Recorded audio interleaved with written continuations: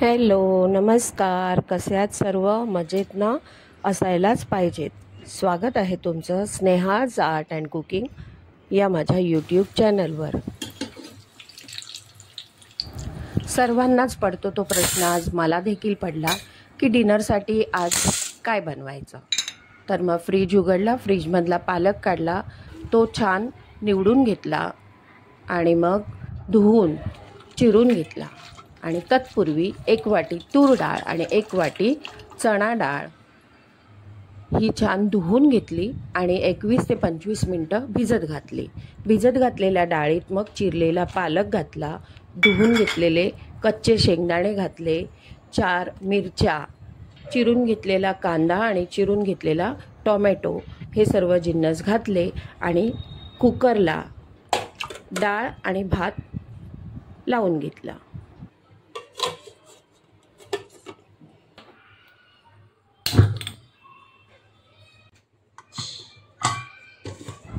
तर डाळ ज्या वेळेला आपल्याला करायची असेल कोणतीही, तर ती छान धुवून घ्यायची आणि ती भिजत घालून ठेवायची. भिजत घालून ठेवल्यामुळे ती कुकरला लावल्यानंतर छान शिजते पण. आणि ज्या वेळेला ती आपण रवीने घाटून घेतो की नाही, आता ह्या 2 प्रकारच्या डाळी आहेत, चणा डाळ आणि तूर डाळ, तर त्या एकमेकांमध्ये छान मिक्स होतात. तर पातेलं गरम करायला ठेवलं आहे, त्यात तेल टाकलं आहे. तोपर्यंत उकडून घेतलेल्या डाळीत मी हळद, तिखट आणि मीठ टाकून घेते. ही पालक डाळ तिखटच खूप छान लागते, त्यामुळे तिखटच करावी. फोडणीला मी प्रथम लसूण ठेचून घातले आहे आणि मग धुवून घेतलेला कढीपत्ता आणि हिंग यांची मस्त अशी फोडणी करायची आहे. आणि मग त्याच्यावर कलर येण्यासाठी काश्मीरी लाल मिरची घालून घेतली आहे.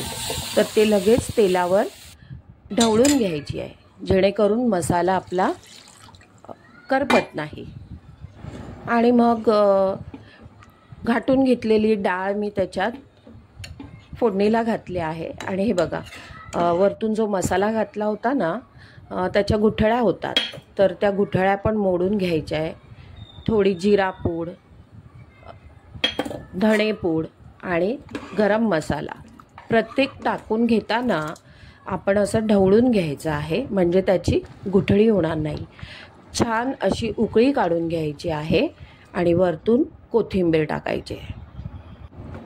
किती सुंदर असा कलर आला आहे बघा आमटीला, मस्त ना? खूप छान असा सुगंध येतो आहे. तर 1 नंबर अशी आमटी झालेली आहे. आणि आता सुरुवात करूया कॉर्न भजी, म्हणजे मक्याची भजी. तर दाणे आणले आहेत मी, ते धुवून घेतले आहेत. नेहमीप्रमाणे बेसन घ्यायचं आहे, त्याच्यात गुठळ्या मोडून घ्यायच्या आहेत आणि मग त्याच्यात हे धुतलेले दाणे टाकले आहेत, हळद, मसाला आणि मीठ टाकायचं आहे. घरात आपण करतो त्याच्यामुळे खायचा सोडा टाकायची गरज नाही. तर हे पण ह्याच्या गुठळ्या मोडून घेतल्या आहेत आणि पाणी टाकून मग मी ढवळून घेते आहे.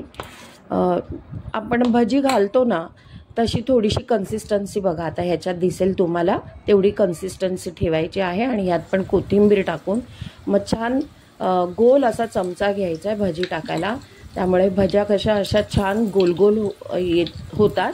तर चला तर मग या जेवायला आमटी, भात आणि मक्याची भजी. तर माझा हा व्हिडिओ आवडला असेल तर एक लाईक करा, शेअर करा आणि चॅनलला सबस्क्राईब करा.